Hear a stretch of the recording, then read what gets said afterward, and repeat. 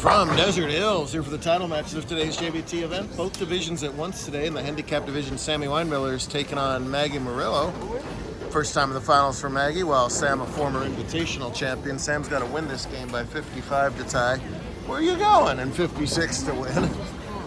Well, in the other match, somehow still standing is Cesar Padilla. He is taking on Jason Goodside for the scratch title. Talks words about that as Murillo does a lot of what she's been doing all day long with a pretty strike there in the second frame. She also spared in the first.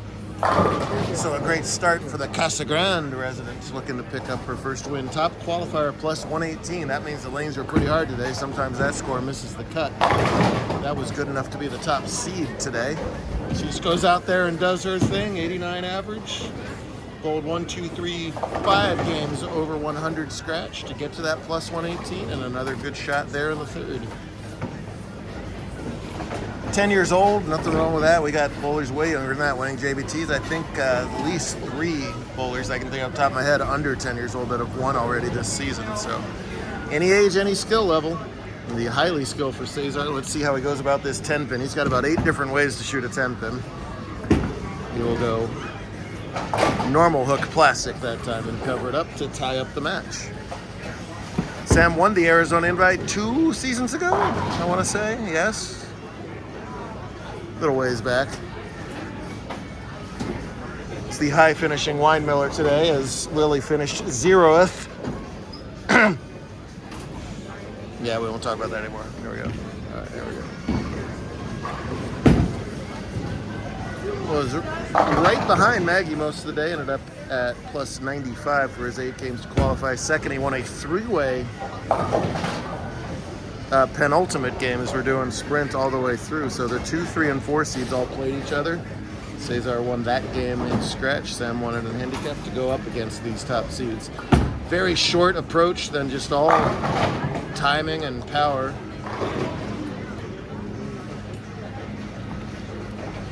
Jason, a shorter guy, is going to take faster steps to generate the ball speed that he needs, but otherwise is playing a real similar line, doing a fallback, as you usually do on this pattern. It's Mexico City. 45 feet, but a lot of friction, a lot of early friction in this house. Made them a little more complicated than Mexico City sometimes can be. Sometimes you can light up this pattern, but you need to get the ball through the heads to be able to do that, and that was tough to do today.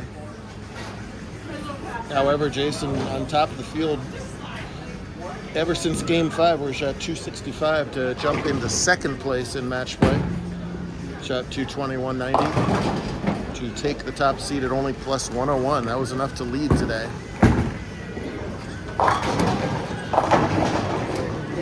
Sammy tickles that light hip there. First strike of the title match for him. Hey, big thanks to Steve Ratliff and the team here at Desert Hills for hosting us for the first time since 2008. Neither of our finalists in handicap were alive the last time we had a JBT in this house. How about that? There's a stat for you. Well, how old are you? 15. All right, Sammy was 2. Maggie was -6. You happy now? All right. Jay, no problem if that's spare. He will be playing Asher Toberer in the U17 title match. Asher eliminated in the previous round, while girls scratch went to Peyton Gaines with the win over Jalen Baker. Yes, 2008, Eric Rubin won a scratch play format tournament way back then. And sometimes centers just fall out of rotation, whatever. Steve was over at Union Hills. I said, let's have another tournament. He said, I'm at D Hills now. I want to go over there? And we went over to Desert Hills and had a great event. Right back here tomorrow for the back half of the doubleheader. The rapidly improving Jason has had one heck of a week already. He would love to capture off with his first career scratch title. Nice looking ball there. He's got enough experience in these matches now where he's not going to be intimidated at all by this environment. Bowling someone he knows, his home conference. Made plenty of top 4s at this point. Just trying to break through for that win, and clearly on a pattern he's comfortable with. They both know where to play. I think it's just going to be a matter of execution more than anything here. Each bowler looks able to at least near the pocket. Oh, Maggie just gets the extra coat of paint in that 10 pin to knock that out. Padilla trips that 10 as all that power makes it so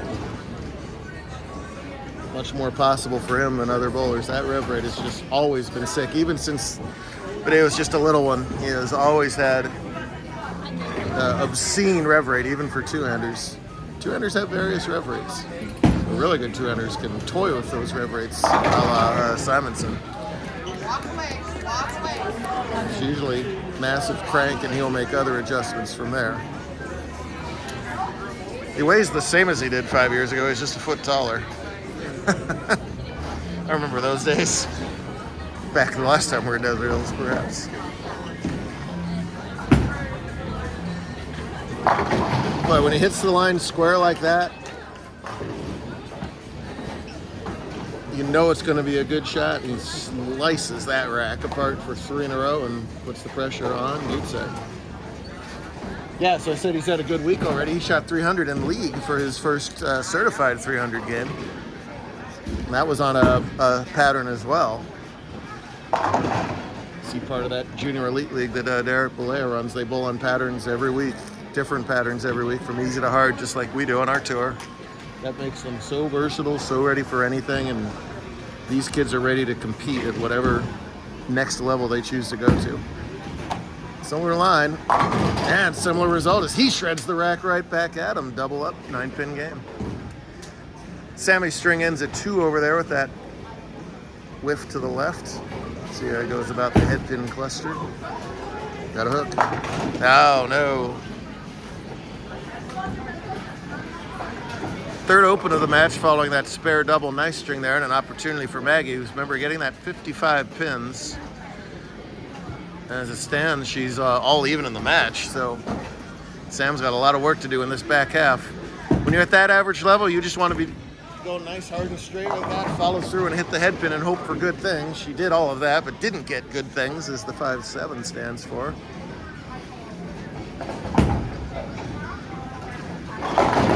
Jay's just begging for that to push, and now he's begging for it to wiggle. Almost gets the forward trip. Maggie, part of the large cotton contingent over there of Christian, and that's Christian's dad, and that's Maggie's dad over there in the son's outfit. On the phone to ESPN. Hey, that's close. Oh, my goodness. I guess she knew she missed it. That looked really good. Just barely misses the 5-7. Sam and team needed that because that makes the gap 13 instead of basically 0. So some of those pins made up. Just like Padilla goes hard and straight with plastic for the spare. Nice 9-pin match over here in the scratch division. I'm going to get a little piece of the head pin again.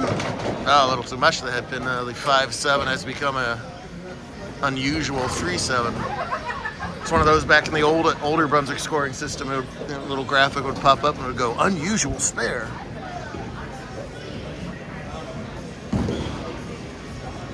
Padilla's timing is good. He will just hit that line perfectly. Little up with the back foot, but it doesn't matter. Even look at this. Oh.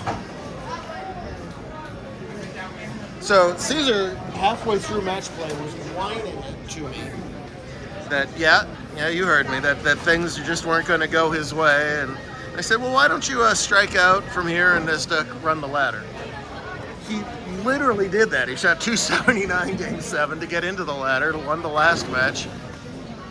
Jay giving me a wry, semi-smile frown over to the right, hearing me talk about that right now. He's done this once already this year. I think it was down in Tucson, where he was kind of out of the tournament and then just caught fire at the last possible moment, and just enough fire to win that title. And this win would be a big one for him, as he would join the 10 title club. Only 50 some odd bowlers in our 28-year history have won 10 or more titles. Cesar sitting on 9. He'll get it. It's a matter of when. He would love for it to be today. Boy, that's 5 in a row on the scoreboard and 4 in a row where he has just shredded that light hit. He loves that. Putting the pressure on good side. Now Sammy's 5-pin has to hook, and it does. So between that spare and Murillo's 2 opens, he's made up 20 some odd pins now. Again, he's got to make up 55. As it stands, he's made up 25 of them.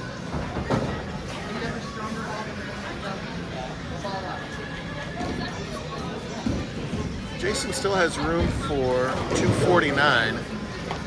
Padilla in the 230, so still anybody's game. Oh, man. That's a painful one. It's a real nice shot in ring 10 for sight. Well, speaking of the unusual spare department, there's the old 1, 2, 3, 4. Look at that every day. Hey, Maggie, wait for him to shoot his spare, okay? Maggie's like, I'm going to jump all over that. I'm going to go right now. Let's go. She's ready for it.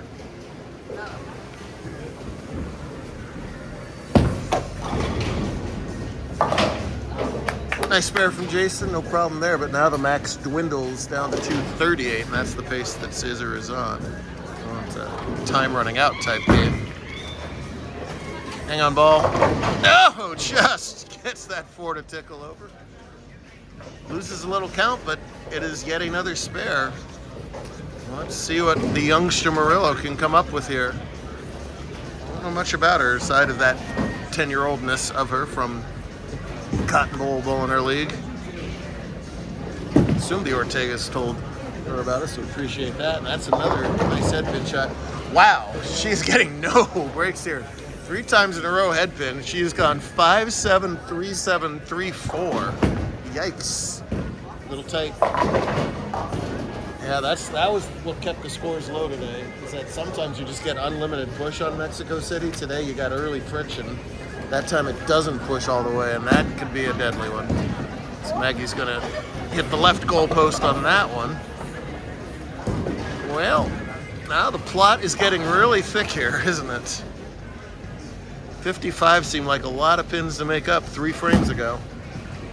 Now it's downright doable. Funny how that happens in handicap matches.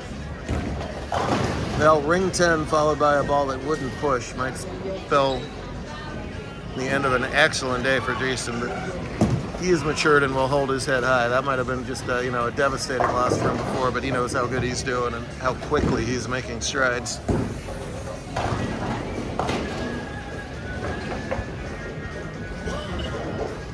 A whole bunch of people have won their 10th career title in the last year. As just in the nick of time, Padilla starts doing Padilla things on a day where 110 up led this tournament. He's got every chance here of going 279, 280 the last 2 games. What are you gonna do? Cranky Cesar, just, had enough of today around 3:30 this afternoon. You never know when you find it. That's why you play longer format tournaments. You just keep digging it out until it's mathematically over. So Sam gets a 7 count in the 9th frame off the spare in the 8th.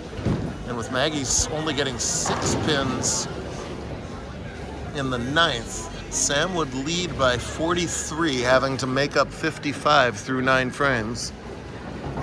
First things first, this is not the easiest spare in the world. Boy, it's just shred rack, shred rack, shred rack, shred rack, shred rack, shred rack, and shred rack. Pretty darn impressive. Big spare for Weinmiller here in the 9th. Got it, very nice.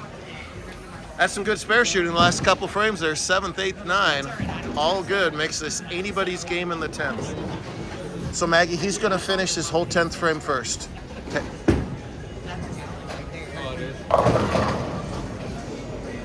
At this point, Jason's just like, fine! He's gonna take it out on Asher in just a second. Asher's gonna say, no way. It's a spare working for Sam. Every pin counts here, get it? Desperately trying to catch up. Will he run out of frames? Oh, come on. Nice shot, 7th pin.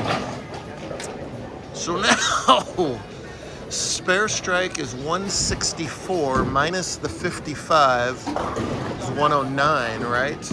Spare strike, I think, makes Maggie get 8 pins, and that's no gimme. And she's gotten 8 or less in 1, 2, 3, 4 frames out of the 9 we've bowled. First things first, we start every tournament with make your spares. He's got to finish by making one, and oh, nuts. Not the time to miss that 7 pin. Yeah! Gosh darn it, Sam. Just when I was building that storyline to its dramatic conclusion, he whiffs a stinking 7. Maggie was throwing good shots there. That wasn't the best one in the 10th, but I mean, like I said, hit the head pin is your goal at that average level, and she did it, what? It's 1, 2, 3, 4, 5, 6, 7, 8 times in this game. Jason Bolt, fantastic all day. Didn't get the breaks in the second half of that game and ran into an absolute buzzsaw. 103. She's still got enough if she doesn't get another pin, but we'll give her the spare anyway. 1 and 2. That is enough. It doesn't win by the 55, and 10-year-old Maggie Marullo wins that handicap division title. Christian makes sure that she knows. Yeah, boy. Very good. Yep. That was the last game. Yes, sir. 1 and 2, sir. 1 and 2. Yes, sir. You're welcome. Sam, dang it, why'd you miss that 7 pin? What's your excuse? Very good attempt at a comeback, falls a little short.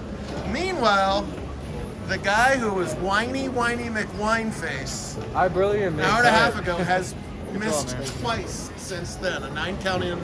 Where did you miss in the last game? Last one? Oh god. The 10th. Missing the 10th. Yeah, I split. Oh, I mean the game before, the 279. Oh, I think it was the 5th, not the 4th pin. The 4th, and missed this. Oh my.